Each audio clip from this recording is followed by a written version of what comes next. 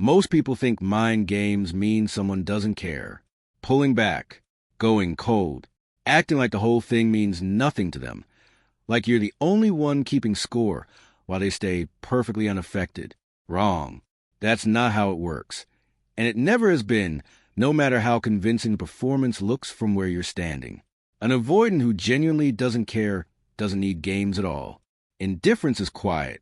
It doesn't require effort, calculation, or constant checking, because there's nothing underneath it worth protecting in the first place. The games only show up when there's something real worth protecting, something they can't admit to wanting without risking exactly what they're afraid of losing control over. So when an avoidant starts playing games with you, small ones, strange ones that don't quite make sense on the surface no matter how many times you replay them, it isn't proof they've lost interest. It's proof they never lost it in the first place, and they genuinely don't know what else to do with that. Here's what no one prepares you for. Avoidants don't play games to control you. They play games to control the exposure, to keep testing whether it's safe to want you without ever having to say the words out loud where they could be held to them later. Research on avoidant attachment shows that ambivalent behavior, warmth followed by distance followed by warmth again, often signals internal conflict rather than manipulation, a nervous system caught between wanting closeness and fearing what closeness has cost them before, in relationships you'll likely never hear about in detail. Every game becomes a small, deniable experiment, a way to gather information about you and about themselves without ever putting their real feelings on the table where they could be rejected outright, or worse, taken seriously and then lost. And there's a pattern to it. 9 specific moves they make without ever admitting, even to themselves, what they're actually doing underneath it. It starts with a disappearing act that isn't really about leaving.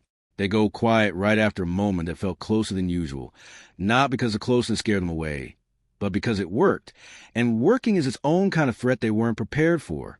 The silence is a rejection. It's a retreat to somewhere they can privately process what happened without you watching them do it, without you seeing how much it actually rattled them. Then they come back like nothing happened, testing whether you're still there, still steady, still exactly where they left you, because some part of them needed to know you wouldn't disappear the same way they did. Then there's the mirror they hold up without ever telling you it's there.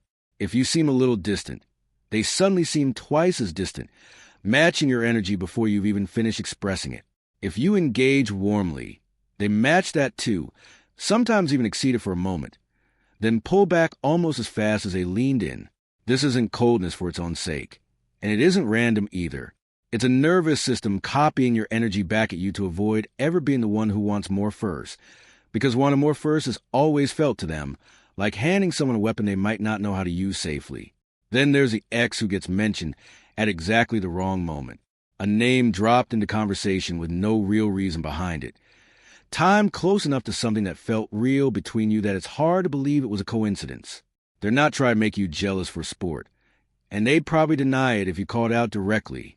They're watching your face when they say it, gathering data on whether you'd actually fight for this, whether this matters enough to you to react, because they've never fully trusted their own read of the situation without seeing someone else's reaction first, without borrowing your certainty to make up for certainty they don't have. Then there's the silence after something good, the exact opposite of what you'd expect from someone building toward you instead of away from you. A great conversation, a moment where the walls came down for a second too long, and then nothing for days, sometimes longer than you'd expect from someone who claims to be too busy to notice. It isn't punishment, and it isn't a change of heart either. It's damage control, an attempt to slow something moving faster than they know how to manage safely. Good moments with an avoidant are rarely met with more good moments right away. They're met with retreat first, a kind of internal recalibration, and only later, quietly, with a return that pretends a gap never happened at all. Then there's a version of them in public that doesn't match the version of them alone with you. Cool, unreadable, almost distant in front of other people, careful about every word and every glance, and then suddenly present warm, entirely different the moment it's only the two of you again. This is an inconsistency for the sake of confusion. It's compartmentalizing, keeping the real thing hidden somewhere no one else can see it, touch it, or use it against them later, because the version of them that cares about you is a version they trust the least with an audience watching. Then there's the unprompted explanation for silence that no one asked them to give, Someone who genuinely doesn't care disappears and stays gone without a second thought about how it looked from your side. An avoidant who secretly obsessed circles back days later with a reason nobody requested. Work got busy. My phone died. I needed space. Offered up before you've even brought up the gap yourself. That kind of unsolicited justification means they've been sitting with how their silence might have landed on you, replaying it, worrying about it, even while insisting to themselves it didn't matter either way. And then it starts building toward the moves that are harder to explain away as anything but obsession in disguise. The hypothetical questions start appearing out of nowhere. The what if we lived closer? The if things were different kind of sentences that go nowhere and commit to nothing, dropped into conversation, and never followed up on again. These aren't idle thoughts. They're trial balloons, ways of testing a future out loud, without ever having to own wanting it. Because floating a hypothetical costs nothing if you retreat from it fast enough right afterward, before anyone can hold them to it. Because here it is, the one that gives everything away. They start comparing you to other people, out loud, unprompted, in ways that have nothing to do with the conversation you were actually having a moment before. Watch closely, because this is the moment the mask slips furthest, further than any of the other games manage to reveal on their own. It isn't about the other person at all, and it was never really about them. It's a test aimed entirely at you, a way of checking whether you'll get territorial, whether you'll show that you actually care who they're spending time thinking about compared to you. An avoidant who felt nothing wouldn't bother bringing anyone else into the conversation at all.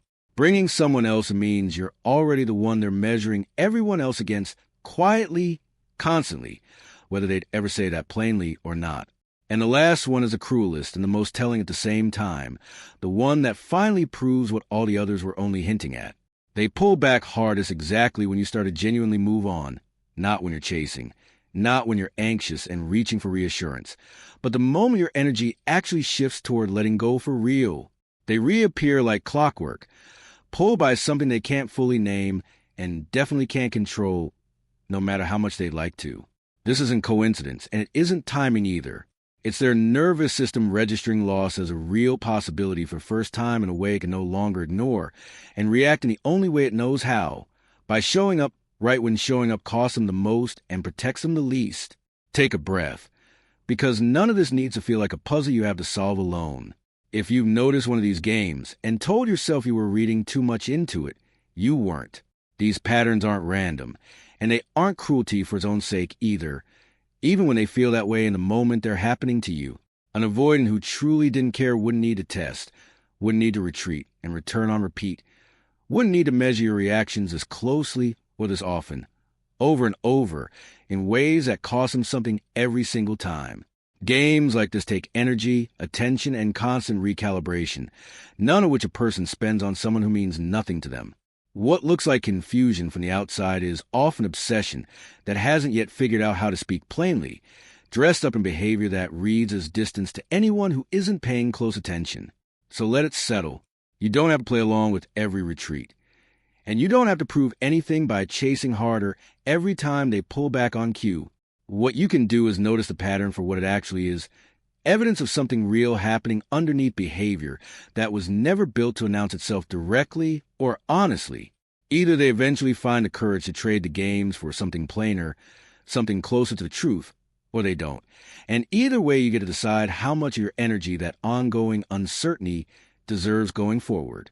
Either way, you weren't imagining the intensity underneath the confusion, and you never needed their confirmation to trust what you were seeing all along. Somebody doesn't accidentally build 9 different ways of circling closer to a person they don't care about. That kind of effort, however sideways and unspoken it looks from the outside, is never nothing, and you were never wrong to notice exactly what it meant.